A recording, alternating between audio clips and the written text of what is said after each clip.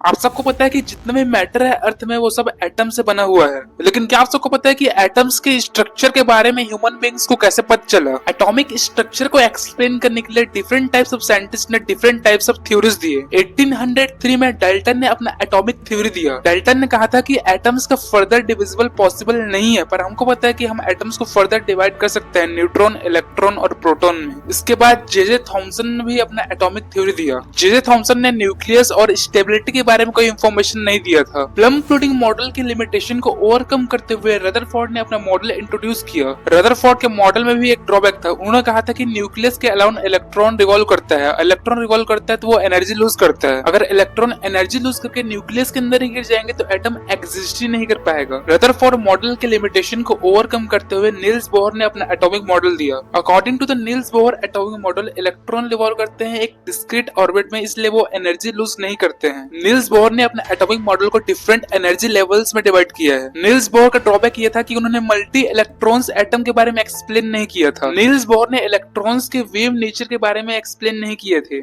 इन सारे साइंटिस्ट के मॉडल को ओवरकम करते हुए क्वांटम मैकेनिकल मॉडल लॉन्च किया जाता है 1926 में। श्रोडिंगर और हाइजेनबर्ग ने इस मॉडल का डिस्कवर किया था। According to quantum mechanical model, electrons एक फिक्स्ड ऑर्बिट में एग्जिस्ट नहीं करते हैं, वो इलेक्ट्रॉन्स के ऑर्बिटल्स में एग्जिस्ट करते हैं। उन्होंने इसको एक्सप्लेन किया इलेक्ट्रॉन्स के वेव फंक्शन से। इस मॉडल का ड्रॉबैक यही था कि इसमें कॉम्प्लेक्स मैथमेटिकल इक्वेशन था और इसको विजुअलाइज करना काफी चैलेंजिंग था। तो इससे कंक्लूजन ये निकलता है कि एटम्स का जो स्ट्रक्चर है वो धीरे धीरे इवॉल्व होके आया है।